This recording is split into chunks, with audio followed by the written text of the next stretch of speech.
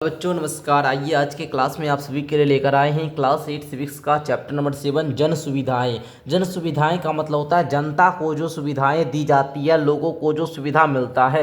आइए बाबू हम लोग इस चैप्टर का फिलहाल आज के क्लास में प्रश्न उत्तर करने वाले हैं। तो अगर आप लोग चैनल पर पहली बार आए हैं तो सब्सक्राइब करके वीडियो को लाइक कर लीजिएगा। चलिए तो क्वेश्चन आंसर करना हम लोग क्या करते हैं बाबू, शुरू करते हैं। तो आइए फर्स्ट क्वेश्चन आप लोगों का क्या कहता है इसको हम लोग समझते हैं। चलिए देखिएगा, फर्स्ट क्वेश्चन कहता है आपको ऐसा क्यों लगता है कि दुनिया में निजी जलापूर्ति के उदाहरण कम हैं। आपको ऐसा क्यों लगता है भैया कि निजी जलापूर्ति के उदाहरण बहुत ज़्यादा कम है। तो आप लोग लिखिएगा, उत्तर में क्या लिखना शुरू कीजिए बाबू, एंड उत्तर में लिखिए कि निजी कंपनियां सिर्फ लाभ के लिए काम करती है। जो निजी कंपनी होगा वो काहे काम करेगा जी, तो अपन लाभ के लिए काम करेगा, इसलिए वो सब लोग के लिए जलापूर्ति नहीं कर पाती है, इसलिए वो सब लोग को जल उपलब्ध नहीं कर पाएगा। यदि कंपनियां सभी लोगों को जलापूर्ति की सुविधा प्रदान करती है तो कीमत बहुत ऊंची होती है। समझिए, जल बहुत आवश्यक संसाधन है, इसलिए दुनिया भर में निजी जलापूर्ति के बहुत कम उदाहरण मिलते हैं। क्यों मिलते भाई, क्योंकि अगर कोई निजी कंपनी होगा तो अपन लाभ के लिए काम करेगा, और जल क्या है भाई, सब लोगों के लिए चाहिए। ठीक है, चाहे उसके पास रुपया हो या नहीं हो, रुपया हो या नहीं हो। और निजी कंपनी वाला जैसे ही जल बेचेगा बाबू तो वो अपन लाभ लेगा, कुछ रुपया आमदनी करेगा, तो वो कुछ खर्च पर लेगा ना जी, फ्री में तो पानी नहीं दे देगा, तो वो अपन लाभ के लिए क्या करता है, पानी को बेचता है, जिससे सब कोई उस पानी को खरीदने के लायक नहीं होते हैं। कीमत बहुत ऊंचा रखता है जिसको सब लोग नहीं खरीद सकते। और जल जो है ना भाई सब लोगों के लिए आवश्यक है, इसलिए दुनिया भर में आप देखिएगा कि निजी जलापूर्ति के बहुत कम उदाहरण मिलते हैं। जो निजी वाला कंपनी जो होगा ये जल की आपूर्ति को पूरा करेगा। राइट, चलो आगे बढ़ना, सेकंड क्वेश्चन को देखना। सेकंड क्वेश्चन कह रहा है कि क्या आपको लगता है कि चेन्नई में सबको पानी की सुविधा उपलब्ध है और वे पानी का खर्च उठा सकते हैं। चर्चा करें। हम आपको जब चैप्टर को पढ़ा रहे थे तो वहाँ पर हम आपको बताए थे, यहाँ पर चेन्नई में पानी की समस्या को लेकर है ना। यहाँ पर देखिए आप लोगों को दिया गया है, क्या आपको है, देखिए यहाँ पर चेन्नई में पानी की आपूर्ति, क्या सबको पानी मिल रहा है या नहीं। तो यहाँ पर देखिए, यहाँ पर आप लोग को पढ़ाए थे पूरा, तो आप लोग को याद होगा। ठीक है, बहुत सारे बच्चे भूल भी गए होंगे। ठीक है, चलिए फिर भी कोई बात नहीं, आइए हम आपको आंसर दिखाते हैं, लिखने की प्रयास कीजिएगा। लिखिएगा उत्तर में कि चेन्नई में सभी को पानी की सुविधा उपलब्ध नहीं है और ना ही सभी को का सामर्थ्य के अनुसार है। मतलब पानी जो है ना सबको उपलब्ध भी नहीं है, और ना ही सब व्यक्ति पानी को खरीद सकता है, इतना सामर्थ्य भी व्यक्ति में नहीं है, उसके पास वो क्षमता नहीं है। इस शहर में अच्छी और नियमित जल आपूर्ति की उपलब्धता आय के स्तर के अनुपात है। समझे, मतलब ये जो जल है ना वो सबको उपलब्ध नहीं है, और मिलता भी है। आपको पता होगा कि जो जिनके घर में अच्छी आमदनी होती है वो तो भाई पानी को खरीद कर पी लेते हैं। और नल में जो होता है ना पानी, वो कितना दिया जाता है बाबू, वो भी 3 दिन में 1 दिन पानी दिया जाता है, और 1 दिन वो भी कितना बहुत कम घंटों के लिए दिया जाता है, जिससे सब लोग पानी नहीं भर पाते हैं। इसलिए वहाँ पर सब लोग क्या करते हैं, प्लान बना लिए कि आज तुम पानी भरोगे तो उसके अगले दिन जो 3 दिन बाद पानी आएगा तो हम भरेंगे। इस प्रकार वहाँ पर वहाँ पर जल की सुविधा को पूर्ति की, मतलब जल की उपलब्धता को पूर्ति किया जाता है। समझे, इस प्रकार आप लोग लिख सकते हैं। आइए तीसरा प्रश्न को यहाँ पर देखने का प्यारे बच्चों प्रयास कीजिएगा। तीसरा प्रश्न कहता है कि किसानों द्वारा चेन्नई के जल व्यापारियों को पानी बेचने से स्थानीय लोगों पर क्या असर पड़ रहा है। क्या आपको लगता है कि स्थानीय लोग भूमिगत पानी के इस दोहन का विरोध कर सकते हैं? क्या सरकार इस बारे में कुछ कर सकती है जी? तो लिखिए उत्तर में, आप लोग जल्दी से लिखना शुरू कीजिए। लिखिएगा कि किसानों द्वारा जल व्यापारियों को पानी बेचने से स्थानीय लोगों पर नकारात्मक असर पड़ रहा है। भूमिगत पानी से अत्यधिक दोहन से जल स्तर गिर रहा है, जिससे पानी की कमी और भी क्या हो रही है, गंभीर हो जाएगी। स्थानीय लोग निश्चित रूप से इस दोहन का विरोध कर सकते हैं, क्योंकि यह जीवन के अधिकार को प्रभावित करता है, और जल जो है ना ये जीवन के अधिकार के अंतर्गत आता है बाबू। सरकार को इस पर हस्तक्षेप करनी चाहिए, जल दोहन पर प्रतिबंध लगाना चाहिए कि जल का दोहन मत कीजिए, ये हम लोग के लिए आवश्यक संसाधन है, सस्ती जलापूर्ति सुनिश्चित करवाना चाहिए। तो इस प्रकार आप लोग इस प्रश्न का भी उत्तर को लिख लेंगे, नोट डाउन कर लेंगे। आइए बच्चा आगे बढ़ते हैं। अगला प्रश्न आप लोग देखिएगा 4 में, ऐसा क्यों है कि ज़्यादातर निजी अस्पताल और निजी स्कूल कस्बों या ग्रामीण इलाकों की बजाय बड़े शहरों में ही हैं। ठीक है, तो आप लोग लिखिएगा चौथा प्रश्न का उत्तर कि निजी अस्पताल और निजी स्कूल बड़े शहरों में इसलिए हैं क्योंकि वहाँ अधिक जनसंख्या और बेहतर आर्थिक अवसर है। बेहतर आर्थिक अवसर मतलब क्या, कि वहाँ पर शहर में वही लोग रहता है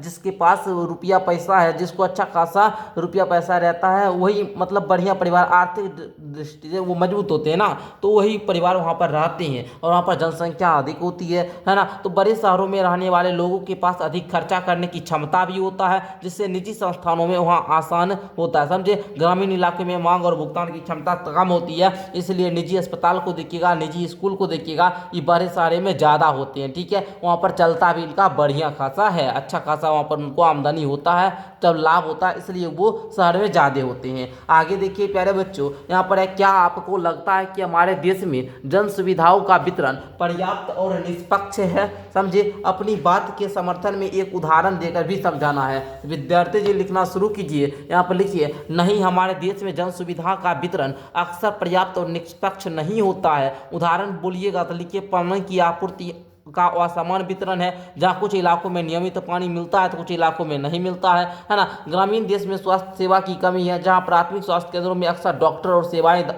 उपलब्ध नहीं होती। अभी हमारे गांव में ही देखिए, यहाँ पर क्या हो गया, बहुत सारे गांव में देखिएगा, बहुत सारे गांव में क्या होता है कि स्वास्थ्य केंद्र तो खोल दिया, प्राथमिक स्वास्थ्य केंद्र, लेकिन वहाँ पर डॉक्टर ही नहीं आते हैं, तो वो मतलब बढ़िया वहाँ पर नहीं होता है। अब भाई हॉस्पिटल रहेगा, डॉक्टर ही नहीं आएंगे, बढ़िया सनक आप स्वास्थ्य केंद्र बना दीजिएगा, उसमें डॉक्टर नहीं रहेंगे तो उससे फायदा होगा नहीं। तो ये हमारे देश में जन सुविधा का वितरण पर्याप्त और निष्पक्ष नहीं होता, ठीक है। इस प्रकार लिख लीजिएगा। आगे बढ़िएगा बाबू, छठा प्रश्न को देखिएगा, आपके इलाकों की पानी, बिजली आदि कुछ सुविधाओं को देखिए, क्या उनमें सुधार की कोई गुंजाइश है। आपकी राय में क्या किया जाना चाहिए इस तालिका को भरे। पानी क्या यह उपलब्ध है, बताइए जी, आपके उपलब्ध है। अगर हाँ बोलिएगा हाँ, ठीक है, हाँ। अगर नहीं तो आप लोग बोलिएगा उसमें कैसे सुधार लाया जाए। अगर हाँ तो ठीक है, हाँ उपलब्ध है। अगर नहीं है तो उनमें कैसे सुधार लाया जाए, तो हमारे क्षेत्र में अलग से पानी की टंकी का निर्माण करवा दीजिए, तब उसमें सुधार आ जाएगा। बिजली की बात करें, अगर हाँ तो कोई बात नहीं,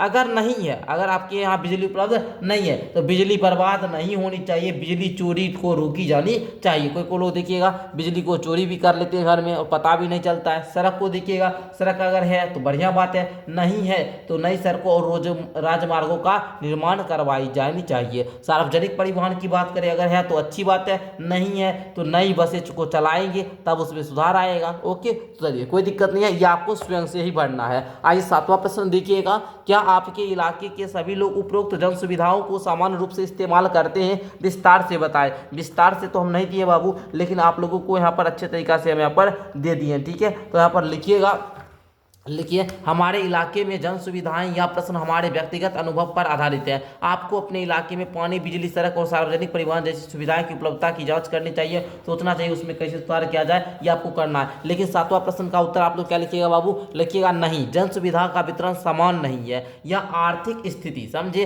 और स्थान पर निर्भर करता है। यहाँ पानी की निर्बाध आपूर्ति है, पक्की सड़कें उपलब्ध नहीं है, ठीक है। वे अपने परिवार के शुद्ध के बारे में सोच सकते, ये आप लोग अपने अकॉर्डिंग लिख लीजिएगा, इतना भी लिखिएगा तो कोई दिक्कत नहीं है बाबू, ठीक है। चलिए आगे बढ़ते हैं एंड आगे का प्रश्न को देखते हैं।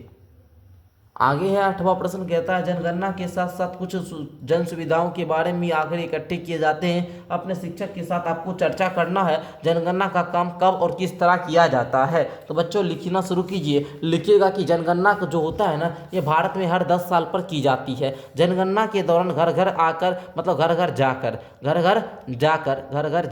घर के सदस्यों की संख्या, शिक्षा, काम और पानी, बिजली जैसे बुनियादी सुविधा के बारे में आंकड़े एकत्र किए जाते हैं। राइट, लिख लोगे। आगे बढ़ना, आगे 9वां प्रश्न को देखना, कहता है कि हमारे देश में निजी शैक्षणिक संस्थान जैसे स्कूल देखिएगा, कॉलेज देखिएगा, विश्वविद्यालय, तकनीकी, व्यावसायिक प्रशिक्षण संस्थान बड़े पैमाने पे खुलते जा रहे हैं। दूसरी तरफ सरकारी शिक्षा संस्थानों के महत्व कम होता जा रहा है। आपकी राय में इसका क्या असर हो सकता है, चर्चा करना है प्यारे बच्चों। आप लोग इसको लिखना चाहे तो बड़ा भी लिख सकते हैं, लेकिन आपको उतना नहीं लिखना है, छोटा ही लिखना है, बट सटीक लिखना है। लिखिएगा, समानता की कमी, अच्छी शिक्षा केवल अमीरों तक सीमित हो सकते हैं। अब देखिए, अच्छा शिक्षा पढ़ाई बढ़िया काम होगा, आपका निजी विद्यालय हो गया, प्राइवेट कोचिंग संस्थान में, ठीक है। और वहाँ पर जो है वहाँ का फी जो होता है वो महीना वो ज़्यादा होता है। फी क्या होता है बाबू, ज़्यादा होता है। तो वहाँ सभी लोग तो भुगतान कर नहीं पाएंगे, तो सब बच्चे को बढ़िया समान शिक्षा नहीं मिल पाता। समानता की कमी यहीं पर हो जाती है। अच्छा शिक्षा जो है ये अमीरों तक ही सीमित हो पाता है, ठीक है।